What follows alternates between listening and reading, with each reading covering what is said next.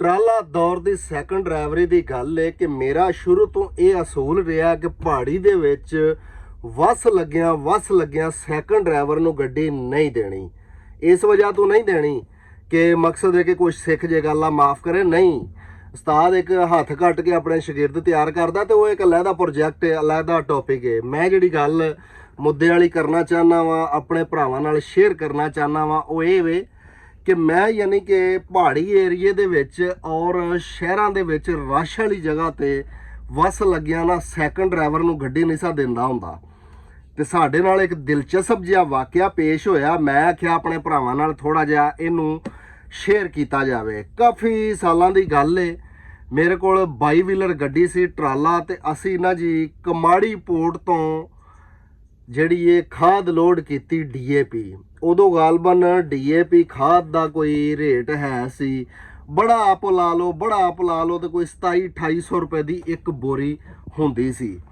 ਮੇਰੇ ਨਾਲ ਕੈਲੰਡਰ ਵੀ ਸਾਡਾ ਅਜ਼ੀਜ਼ ਹੀ ਸੀ, ਉਹਨੂੰ ਮੈਂ ਯਾਨੀ ਕਿ ਸੈਕੰਡ ਡਰਾਈਵਰ ਨੂੰ ਝੁੱਗੀ ਦੇ ਵਿੱਚ ਸਵਾਈ ਰੱਖਿਆ ਤੇ ਕੈਲੰਡਰ ਨੂੰ ਉੱਤੇ ਬਾਈ ਰੱਖਿਆ, ਕਿਉਂਕਿ ਉਦੋਂ ਕੈਮਰਿਆਂ ਦਾ ਨਹੀਂ ਸੀ ਪਤਾ ਹੁੰਦਾ ਕਿ ਕੈਮਰੇ ਵੀ ਟਰਾਲਿਆਂ ਨੂੰ ਲੱਗਦੇ ਹੁੰਦੇ ਨੇ।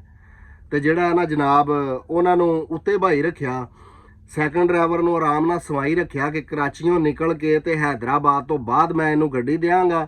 ਗਾਲਬਨ ਕੋਈ 12-1 ਦਾ ਟਾਈਮ ਸੀ ਤੇ ਉਸ ਤੋਂ ਬਾਅਦ ਮੈਂ ਕਿਹਾ ਸਵੇਰ ਹੋ ਜਾਏਗੀ ਜਾਂ ਕੋਈ ਘੰਟਾ ਦੋ ਸਵੇਰ ਹੋਣ 'ਚ ਰਹਿੰਦਾ ਵੀ ਹੋਇਆ ਨਾ, ਤੇ ਉਸ ਤੋਂ ਬਾਅਦ ਉਹਨੂੰ ਆਖਾਂਗਾ ਬੇਲੀਆ ਦਿਨ ਚੜਾ ਲਾ ਤੇ ਫਿਰ ਗੱਡੀ ਟੋਰੀ। ਖੈਰ ਕੈਲੰਡਰ ਹੈਲਪਰ ਉਹ ਉੱਤੇ ਬੈਠਾ ਰਿਹਾ ਤੇ ਮੈਂ ਗੱਡੀ ਡਰਾਈਵ ਕਰਦਾ ਰਿਹਾ, ਕਿਉਂਕਿ ਇੰਪੋਰਟਡ ਖਾਦ ਲੱਦੀ ਸੀ।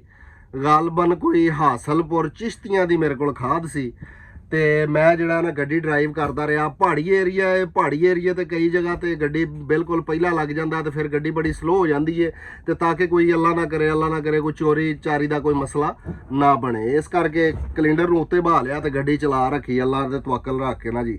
ਤੇ ਸੈਕੰਡ ਡਰਾਈਵਰ ਜਿਹੜਾ ਉਹਨੂੰ ਸਕੂਨ ਫਰਮਾਉਣ ਵਾਸਤੇ ਝੁੱਗੀ 'ਚ ਵਾੜ ਦਿੱਤਾ। ਮੈਂ ਕਿਹਾ ਤੂੰ ਸੌਣਿਆ, ਹੈਦਰਾਬਾਦ ਤੋਂ ਬਾਅਦ ਤੇਰੀ ਡਿਊਟੀ ਸ਼ੁਰੂ ਹੈ। ਰੂਟੀਨ ਹੀ ਇਹ ਸੀ, ਰੂਟੀਨ ਦੇ ਹਿਸਾਬ ਨਾਲ ਅੱਲਾ ਨੂੰ ਯਾਦ ਕਰਕੇ ਟੁਰ ਪਏ ਆ। ਹੈਦਰਾਬਾਦ ਪਹੁੰਚਿਆ ਗਾਲਬਨ ਕੋਈ 4 ਤੋਂ 5 ਦੇ ਰਾਉਂਡ ਅਬਾਊਟ। ਉੱਥੋਂ ਮੈਂ ਨਾਸ਼ਤਾ ਕਰਕੇ ਤੇ ਸੈਕੰਡ ਡਰਾਈਵਰ ਨੂੰ ਉਠਾਇਆ। ਮੈਂ ਕਿਹਾ ਜੀ ਉੱਠੋ ਜਨਾਬ, ਜ਼ਰਾ ਗੇੜੋ ਹਾਂ ਤੇ ਥੋੜੀ ਦੇਰ ਨਮਾਜ਼ ਵਗੈਰਾ ਅਦਾ ਕਰਕੇ ਤੁਸੀਂ ਵੀ ਆ ਦਿਨ ਸ਼ਿਨ ਚੜ ਜਾਏਗਾ ਤੇ ਆਪਣਾ ਕੋਈ ਚਾਹ ਪਾਣੀ ਪੀਓ ਤੇ ਉਸ ਤੋਂ ਬਾਅਦ ਤੁਸੀਂ ਗੱਡੀ ਜਿਹੜੀ ਹੈ ਨਾ ਮੂਵ ਕਰਿਆ ਜੇ ਅੱਲਾ ਨੂੰ ਯਾਦ ਕਰਕੇ ਤੇ ਟੁਰ ਪਿਓ। ਤੇ ਕੈਲੰਡਰ ਜਿਹੜਾ ਉਹ ਵੀ ਉੱਤੇ ਬੈਠਾ ਰਿਹਾ ਜੀ, ਉਹ ਵੀ ਸੁੱਤਾ ਨਹੀਂ ਹੂੰ ਤੇ ਲਿਆਦਾ ਤੂੰ ਇਕੱਲੇ ਨਹੀਂ 2-4 ਘੰਟੇ ਚਲਾਣੀ ਹੈ ਤੇ ਜਿੰਨੀ ਕੁ ਚੱਲਦੀ ਹੋਈ ਮੇਰਾ ਭਰਾ ਸੌਖੀ ਚਲਾਵੀਂ ਤੇ ਉਸ ਤੋਂ ਬਾਅਦ ਮੈਨੂੰ ਉਠਾ ਲਈ ਜਾਂ ਫਿਰ ਕੈਲੰਡਰ ਨੂੰ ਵੀ ਉਠਾ ਲਈ ਗੱਪਾਂ ਛੱਪਾਂ ਵਾਸਤੇ, ਤੇ ਅੱਗੇ ਜਾ ਕੇ ਫਿਰ ਸਕੂਨ ਪੂਰਾ ਕਰਾ ਲਾਂਗੇ ਕੈਲੰਡਰ ਦਾ ਵੀ, ਔਰ ਮੈਂ ਵੀ ਰਾਤ ਨੂੰ ਫਿਰ ਅੱਲਾ ਨੇ ਚਾਹਿਆ ਤੇ ਨੀਂਦਰ ਪੂਰੀ ਕਰ ਲਾਂਗਾ। ਜਿੱਥੇ ਤੈਨੂੰ ਨੀਂਦਰ ਆਵੇ ਨਾ ਮੈਨੂੰ ਜਗਾ ਲਈ। ਅੱਛਾ ਜੀ, ਖੈਰ ਉਹ ਕਰਮਾਂ ਵਾਲੇ ਨੂੰ ਮੈਂ ਆਖਿਆ ਸੀ ਥੋੜਾ ਜਿਹਾ ਦਿਨ ਚੜ ਲੈਣ ਦੇ ਚੰਗੀ ਤਰ੍ਹਾਂ ਤੇ ਉਸ ਤੋਂ ਬਾਅਦ ਟੁਰੀ। ਉਹਨੇ ਮਕਸਦ ਜਿਸ ਤਰ੍ਹਾਂ ਵੀ ਚਾਹ ਪਾਣੀ ਪੀਤਾ ਤੇ ਉਸ ਤੋਂ ਬਾਅਦ ਅਜੇ ਥੋੜਾ ਹਨੇਰਾ ਹੀ ਸੀ ਤੇ ਗੱਡੀ ਦੇ ਉੱਤੇ ਬਹਿ ਗਿਆ, ਅੱਲਾ ਨੂੰ ਯਾਦ ਕਰਕੇ ਮਾਰਿਓ ਸਲਫ। ਤੇ ਉੱਥੋਂ ਹੀ ਯਾਰ ਰੀ ਕਿਧਰ ਪਿੱਛੋਂ ਜਿਹੜਾ ਨਾ ਚੜ ਗਏ ਜਿਨ੍ਹਾਂ ਨੇ ਕੋਈ ਖਾਦ ਲਾਣੀ ਸੀ। ਠੀਕ ਹੈ, ਹੁਣ ਕੈਲੰਡਰ ਵੀ ਗੱਡੀ 'ਚ ਸੌਂ ਗਿਆ ਤੇ ਮੈਂ ਵੀ ਝੁੱਗੀ ਮੱਲੀ ਵੀ। ਮੈਂ ਆਖਿਆ ਵੀ 2-4 ਘੰਟੇ ਹੁਣ ਮੈਂ ਵੀ ਸਕੂਨ ਕਰ ਲਾਂ। ਹਾਲਾਂਕਿ ਵਸ ਲੱਗਿਆ ਮੈਂ ਨਾ ਝੁੱਗੀ 'ਚ ਵੀ ਨਹੀਂ ਸੌਂਦਾ ਹੁੰਦਾ। ਮੈਂ ਜਿੱਡਾ ਵੀ ਸਾਫ਼ ਸੁਥਰਾ ਮੇਰੇ ਨਾਲ ਸੈਕੰਡ ਡਰਾਈਵਰ ਹੁੰਦਾ ਸੀ ਨਾ, ਤੇ ਮੇਰਾ ਨਾ ਇੱਕ ਅਜੀਬ ਜਿਹਾ ਹੀ ਸਿਸਟਮ ਰਹਿੰਦਾ ਸੀ ਕਿ ਮੈਨੂੰ ਨਾ ਪਤਾ ਨਹੀਂ ਕੋਈ ਝੁੱਗੀ ਦੇ ਵਿੱਚ ਇੱਕ ਹੁੰਦੀ ਹੈ ਫਿਊਲ ਵਾਲੀ ਐਕਸਟਰਾ ਤੇਲ ਵਾਲੀ ਟੈਂਕੀ, ਮੇਰੇ ਡਰਾਈਵਰ ਭਰਾਵਾਂ ਨੂੰ ਪਤਾ ਹੋਣਾ। ਤੇ ਉਹ ਨਾ ਫਿਊਲ ਵਾਲੀ ਟੈਂਕੀ ਹੁੰਦੀ ਹੈ ਤੇ ਉਹਦੇ 'ਚ ਨਾ ਡੀਜ਼ਲ ਦੀ ਸਮੈਲ ਵਗੈਰਾ ਆਉਂਦੀ ਰਹਿਣੀ, ਤੇ ਇਸ ਕਰਕੇ ਮੇਰਾ ਨਾ ਦਿਲ ਨਾ ਲੱਗਣਾ ਝੁੱਗੀ ਦੇ ਵਿੱਚ। ਬਹੁਤ ਮੈਂ ਘੱਟ ਜਾਣਾ ਕਰਨਾ। ਤੇ ਉਦਣ ਮੈਂ ਕਿਹਾ ਵੀ ਹੁਣ ਰਾਤ ਵੀ ਜਾਗਦੇ ਰਹੇ ਆ, ਪਿਛਲਾ ਦਿਨ ਵੀ ਇਸ ਤਰ੍ਹਾਂ ਹੀ ਕਬਾੜੀ ਪੋਰਟ ਤੋਂ ਲੋਡ ਕਰਦੇ ਰਹੇ ਆ, ਤੇ ਹੁਣ ਸਕੂਨ ਨਾਲ ਕੋਈ 2-3 ਘੰਟੇ ਸੌਂ ਜਾਂਦਾ ਵਾ। ਅੱਛਾ ਜੀ, ਮੈਂ ਝੁੱਗੀ ਦੇ ਵਿੱਚ ਸੌਂ ਗਿਆ ਤੇ ਮੁੰਡਾ ਜਿਹੜਾ ਦੂਸਰਾ ਕੈਲੰਡਰ ਹੈ ਉਹ ਕੇਬਨ ਦੇ ਵਿੱਚ ਸੌਂ ਗਿਆ ਉਸਤਾਦ ਦੀ ਸੀਟ ਦੇ ਪਿੱਛੇ। ਉਸਤਾਦ ਉਹਨਾਂ ਨੇ ਅੱਲਾ ਨੂੰ ਯਾਦ ਕਰਕੇ ਮਾਰਿਆ ਸਲਫ ਤੇ ਟੁਰ ਪਏ। ਕਿੱਸਾ ਕਹਾਣੀ ਕੀ ਕਿ ਕਿਧਰੇ ਉੱਥੋਂ ਹੀ ਬੇਲੀ ਚੜ ਗਿਆ ਗੱਡੀ ਦੇ ਉੱਤੇ। ਠੀਕ ਹੈ, ਆ ਜਿਹੜੇ ਮਕਸਦ ਕਿ ਚੋਰੀ ਵਗੈਰਾ ਕਰਦੇ ਨੇ। ਤੇ ਖੈਰ ਉਹਨਾਂ ਨੇ ਭਾਈ ਆਪਣਾ ਕੰਮ ਪੂਰਾ ਕੀਤਾ। ਇੱਥੋਂ ਤੱਕ ਕਿ ਗੱਡੀ ਜਿਸ ਤਰ੍ਹਾਂ ਨਿਕਲੀ ਹੈ ਭਾਈ ਇਹਨਾਂ ਨੂੰ ਸ਼ੀਸ਼ਿਆਂ 'ਚ ਵੀ ਨਾ ਪਤਾ ਲੱਗਾ, ਕਿਉਂਕਿ ਜਦੋਂ ਬੰਦਾ ਉੱਥੋਂ ਹੀ ਕਿਧਰੋਂ ਚੜ ਜਾਵੇ ਨਾ ਤਾਂ ਨਹੀਂ ਪਤਾ ਲੱਗਦਾ ਵੀ ਉੱਤੋਂ ਕੋਈ ਲਾ ਕੇ ਸੁੱਟ ਰਿਹਾ। ਇੰਨੀ ਸਫਾਈ ਨਾਲ ਨਜ਼ਾਕਤ ਨਾਲ ਮਕਸਦ ਕਿ ਚੋਰ ਜਿਹੜਾ ਨਾ ਉਹ ਚੋਰੀ ਕਰਦਾ ਹੁੰਦਾ ਸੀ ਉਦੋਂ। ਤੇ ਗੱਡੀਆਂ ਦਾ ਰਸ਼ ਵੀ ਘੱਟ ਹੁੰਦਾ ਸੀ ਰੋਡ ਦੇ ਉੱਤੇ। ਤੇ ਖੈਰ ਕਿੱਸਾ ਕਹਾਣੀ ਕੀ ਕਿ ਸਾਡੀਆਂ ਭਾਈ ਡੀਏਪੀ ਖਾਦ ਦੀਆਂ 7 ਬੋਰੀਆਂ ਇਮਾਨਦਾਰੀ ਨਾਲ ਪਰਲਿਆਂ ਨੇ ਲਾ ਕੇ ਸਾਈਡ ਤੇ ਸੁੱਟ ਲਈਆਂ ਤੇ ਮੇਰੇ ਡਰਾਈਵਰ ਭਰਾ ਨੂੰ ਪਤਾ ਨਾ ਲੱਗਾ। ਖੈਰ ਸਾਡੀ ਕਿਸਮਤ 'ਚ ਘਾਟਾ ਸੀ। ਗੱਡੀ ਜਾ ਰਹੀ ਹੈ ਅੱਗੇ ਗਾਲਬਨ ਕੋਈ ਕਰੀਮਾਬਾਦ ਦਾ ਏਰੀਆ ਸੀ ਕੋਈ, ਜਾਂ ਮਕਸਦ ਹੈ ਕਿ ਤਕਰੀਬਨ ਮੋਰੋ ਦੇ ਆਸੇ-ਪਾਸੇ ਜਾਂ ਸਕਰੰਡ ਕ੍ਰਾਸ ਕਰਕੇ ਇਸ ਯਾਨੀ ਕਿ ਏਰੀਏ ਦੇ ਵਿੱਚ ਨਾ ਇੱਕ ਜਗ੍ਹਾ ਆਈ 2 ਘੰਟਿਆਂ ਬਾਅਦ, ਤਕਰੀਬਨ 2-3 ਘੰਟਿਆਂ ਬਾਅਦ। ਤੇ ਮੇਰੀ ਨਾ ਜਿਸ ਤਰ੍ਹਾਂ ਬੰਦਾ ਬੇਹੋਸ਼ ਹੀ ਬਿਲਕੁਲ ਸੌਂ ਜਾਂਦਾ ਨਾ, ਇਸ ਤਰ੍ਹਾਂ ਨੀਂਦਰ ਕਦੀ ਵੀ ਨਹੀਂ ਸੀ ਆਈ ਜਿੰਨੇ ਸਾਲ ਵੀ ਫਸਟੀ ਕੀਤੀ ਹੈ ਨਾ ਜੀ। ਸੈਕੰਡ ਡਰਾਈਵਰ ਨੇ ਕਿੱਥੇ ਬ੍ਰੇਕ ਮਾਰੀ ਏ, ਕਿੰਨੇ ਜੰਪ ਨੇ, ਮਕਸਦ ਕਿੱਥੇ ਕਿੱਥੇ ਟੂਲ ਪਲਾਜ਼ਾ ਗੁਜ਼ਰ ਰਿਹਾ, ਜਾਂ ਇਸ ਤਰ੍ਹਾਂ ਡਰਾਈਵਰ ਬੰਦੇ ਨੂੰ ਪਤਾ ਹੁੰਦਾ ਕਿ ਗੱਡੀ ਮੇਰੀ ਇਸ ਟਾਈਮ ਕਿੱਥੇ ਕਿੱਥੇ ਚੱਲਦੀ ਹੈ। ਖੈਰ ਉਹ ਸੁੱਤਾ ਮੋਇਆ ਵੈਸੇ ਤਾਂ ਬੰਦਾ ਇੱਕ ਬਰਾਬਰ ਹੁੰਦਾ, ਨਹੀਂ ਵੀ ਕਈ ਵਾਰੀ ਪਤਾ ਲੱਗਦਾ, ਲੇਕਿਨ ਯਾਨੀ ਕਿ ਕੈਡ ਰੱਖ ਕੇ ਸੌਣਾ ਕਰਨਾ। ਅੱਛਾ ਜੀ, ਗੱਡੀ ਇੱਕ ਜਗ੍ਹਾ ਤੇ ਮਾੜੀ ਜੀ ਆਸਰਾ ਹੋਇਆ, ਜੰਪ ਖੱਡੇ ਆਏ, ਮੇਰੀ ਨਾ ਅੱਖ ਖੁੱਲ ਗਈ। ਉਧਰੋਂ ਮੈਂ ਜਾਣਾ ਸੀ ਵਾਸ਼ਰੂਮ। ਮੈਂ ਜਵਾਨ ਨੂੰ ਆਖਿਆ ਕਿ ਜਵਾਨਾ ਗੱਡੀ ਜ਼ਰਾ ਸਾਈਡ ਤੇ ਲਾ, ਝੁੱਗੀ ਚੋਂ ਨਿਕਲੀ ਹੈ ਨਾ ਤੇ ਸੱਜੇ ਪਾਸੇ ਵਿਊ ਮਿਰਰ ਨਜ਼ਰ ਆਉਂਦਾ, ਯਾਨੀ ਕਿ ਜਿਹੜਾ ਸੱਜੇ ਪਾਸੇ ਵਾਲਾ ਸਾਈਡ ਵੇਖਣ ਵਾਲਾ ਟਰਾਲੇ ਦਾ ਸ਼ੀਸ਼ਾ ਹੈ ਜਾਂ ਕਿਸੇ ਵੀ ਗੱਡੀ ਦਾ ਸ਼ੀਸ਼ਾ ਨਾ, ਉਹ ਨਜ਼ਰ ਆਉਂਦਾ। ਝੁੱਗੀ ਤੇ ਖਲੋ ਕੇ ਮੈਂ ਉਹਨੂੰ ਇਸ਼ਾਰਾ ਕੀਤਾ, ਮੈਂ ਕਿਹਾ ਸੋਹਣਿਆ ਗੱਡੀ ਸਾਈਡ ਤੇ ਲਾ, ਮੈਂ ਜ਼ਰਾ ਵਾਸ਼ਰੂਮ ਹੀ ਜਾਣਾ ਤੇ ਵੈਸੇ ਨਾਸ਼ਤਾ ਵੀ ਕਰ ਲਈਏ ਤੇ ਬਿਹਤਰ ਹੀ ਹੈ। ਤੇ ਖੈਰ ਉਹਨੇ ਗੱਡੀ ਇੱਕ ਹੋਟਲ ਤੇ ਸਾਈਡ ਤੇ ਲਾਈ। ਤੇ ਮੇਰਾ ਇਹ ਅਸੂਲ ਰਿਹਾ ਕਿ ਇਹ ਬੱਸ ਤੱਕ ਵੀ ਠੀਕ ਹੈ, ਟਰਾਲੇ ਦੇ ਉੱਤੇ ਵੀ, ਕਿ ਗੱਡੀ ਦੇ ਇੱਕ ਪਾਸਿਓਂ ਜਾਣਾ ਨਾ ਤੇ ਦੂਸਰੇ ਪਾਸਿਓਂ ਇਸ ਤਰ੍ਹਾਂ ਫੇਰ ਕੇ ਤੇ ਫਿਰ ਗੱਡੀ ਦੇ 4 ਚੁਫੇਰਿਓਂ ਫੇਰ ਕੇ ਨਾ ਤੇ ਫਿਰ ਹੋਟਲ ਵਾਲੇ ਪਾਸੇ ਜਾਂ ਵਾਸ਼ਰੂਮ ਵਾਲ ਜਿੱਧਰ ਵੀ ਜਾਣਾ ਮਕਸਦ। ਉਹ ਮੈਂ ਬਾਬਾ ਜੀ ਸੱਜੇ ਪਾਸੋਂ ਦੀ ਹੋ ਕੇ ਨਾ ਗੱਡੀ ਦੇ ਇੰਜ ਕਰਕੇ ਫੇਰਾ ਕੱਢ ਕੇ ਤੇ ਉੱਤੇ ਹੀ ਮੇਰਾ ਧਿਆਨ ਹੋਵੇ, ਯਾ ਅੱਲਾ ਖੈਰ ਹੋਵੇ, ਡੀਏਪੀ ਖਾਦ ਸੀ। ਪਿਛਲੇ ਪਾਸੇ ਜਦੋਂ ਗਿਆ ਨਾ ਤੇ ਜਨਾਬੇ ਵਾਲੀ ਉਹ ਤਰਪਾਲ ਜਿਹੜੀ ਏ ਉਹ ਫਟੀ ਔਰ ਰੱਸਾ ਜਿਹੜਾ ਉਹ ਸਾਈਡਾਂ ਦੋਵਾਂ ਤੋਂ ਕੱਟ ਕੇ ਤੇ ਉੱਤੇ ਵਲੇਟਿਆ ਹੋਵੇ। ਠੀਕ ਹੈ ਜੀ, ਪਿਛਲੇ ਡੰਡੇ ਦਾ, ਹੁਣ ਡੰਡੇ ਦਾ ਮੇਰਾ ਉਹਨਾਂ ਭਰਾਵਾਂ ਨੂੰ ਪਤਾ ਜਿਹੜੇ ਲੋਡਿੰਗ ਕਰਾਉਂਦੇ ਰਹਿੰਦੇ ਨੇ ਕਿ ਡੰਡਾ ਕੀ ਹੁੰਦਾ, ਯਾਨੀ ਕਿ ਖਾਦ ਦੀ ਥੱਪੀ ਜਿਹਨੂੰ ਆਉਂਦੇ ਨੇ, ਖਾਦ ਦਾ ਚੱਠਾ ਜਿਹਨੂੰ ਆਉਂਦੇ ਨੇ, ਠੱਪੀ ਜਿਹਨੂੰ ਆਉਂਦੇ ਨੇ, ਡੰਡਾ ਜਿਹਨੂੰ ਆਉਂਦੇ ਨੇ। ਉਹ ਭਾਈ ਡੰਡੇ ਦੇ ਉਤੋਂ ਨਾ ਸਾਡੀਆਂ ਬੋਰੀਆਂ ਕੁਛ ਗਾਇਬ ਹੋਣ। ਅਸੀਂ ਹਾਲਾਂਕਿ ਪਿਛਲੇ ਪਾਸੇ 4 ਪਾਈ ਵੀ ਖੜੀ ਕੀਤੀ ਸੀ, ਜਿਹੜੀ ਆਮ ਰੂਟੀਨ ਤੇ ਕਿਧਰੇ ਗੈਦਰਿੰਗ ਹੋਵੇ, ਟਰਾਲੇ ਵਾਲਿਆਂ ਨੂੰ ਵੇਟ ਕਰਨਾ ਪਵੇ ਲੋਡ ਸ਼ੋਡ ਵਾਸਤੇ, ਤੇ ਅਸੀਂ 4 ਪਾਈ ਵਗੈਰਾ ਡਾ ਕੇ ਡਰਾਈਵਰ ਵਗੈਰਾ ਬਹਿ ਜਾਂਦੇ ਨੇ। ਅਸੀਂ ਖੈਰ ਉਹ 4 ਪਾਈ ਵੀ ਪਿੱਛੋਂ ਮੂਧੀ ਮਾਰ ਕੇ ਨਾ ਜੀ ਤੇ ਬੜੇ ਆਪਣਾ ਸੇਫਲੀ ਤਰੀਕੇ ਨਾਲ ਬਈ ਜਿਹੜਾ ਨਾ ਇਮਾਨਦਾਰੀ ਨਾਲ ਮਾਲ ਵੀ ਪਰਲਿਆਂ ਦੇ ਘਰ ਪਹੁੰਚ ਜੇ। ਖੈਰ ਹੋਇਆ ਕੀ ਕਿ ਮੈਂ ਆਖਿਆ ਉਹ ਮਰ ਗਏ ਥਾਂ ਤੇ ਭਰਾਓ, ਆ ਪਿੱਛੋਂ ਸੰਨ ਲੱਗ ਗਈ ਹੈ, ਤੁਹਾਨੂੰ ਨਹੀਂ ਪਤਾ ਲੱਗਾ? ਉਹਨੇ ਆਖਿਆ ਹੈ ਇਹ ਕੀ ਮਸਲਾ? ਮੈਂ ਕਿਹਾ ਹੁਣ ਪਾਨਾ ਲਿਆ ਤੇ ਪਿਛਲਾ ਡਾਲਾ ਖੋਲ। ਪਿਛਲਾ ਡਾਲਾ ਅਸੀਂ ਟਰਾਲੇ ਦਾ ਖੋਲਿਆ ਤੇ ਜਨਾਬੇ ਵਾਲੀ ਵੇਨੇ ਕੀ ਆ, ਸਾਡੀ ਕਿਸਮਤ ਨੂੰ 7 ਬੋਰੀਆਂ ਜਿਹੜੀਆਂ ਨੇ ਉਸ ਧਾਂਗ ਚੋਂ ਇਮਾਨਦਾਰੀ ਨਾਲ ਪਰਲਿਆਂ ਨੇ ਚੋਰੀ ਕਰ ਲਈਆਂ।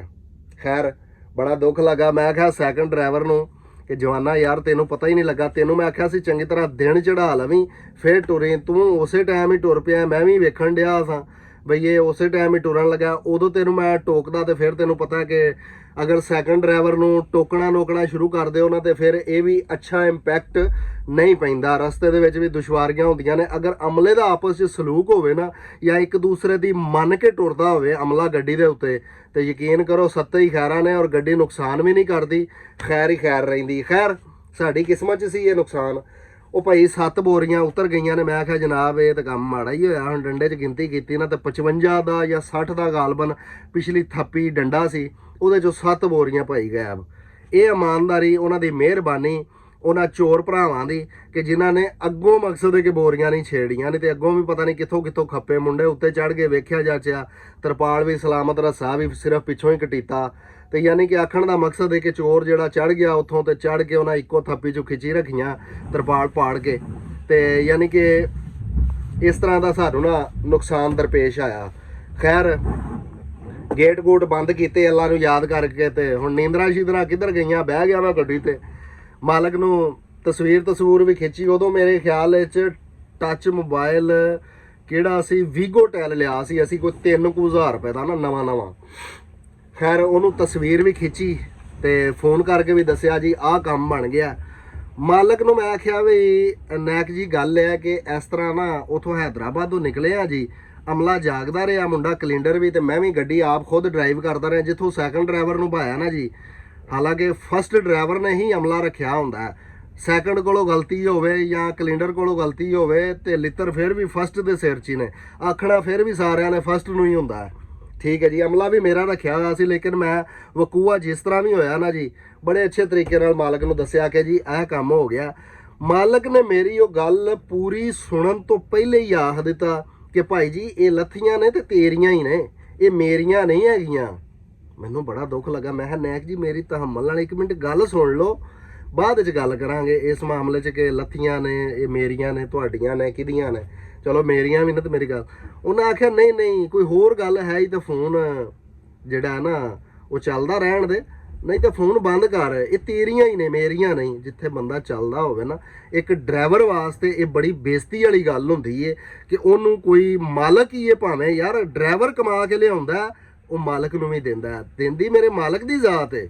ਉੱਤੇ ਜਿਹੜਾ ਗਫੂਰੋ ਰਹੀਮ ਬੈਠੇ ਨੇ ਦਿੰਦੇ ਉਹ ਹੀ ਨੇ, ਲੇਕਿਨ ਇੱਕ ਡਰਾਈਵਰ ਦਾ ਬੜਾ ਕਿਰਦਾਰ ਹੁੰਦਾ ਹੈ ਮਾਲਕ ਦੀ ਰੋਜ਼ੀ ਦੇ ਵਿੱਚ ਵੀ।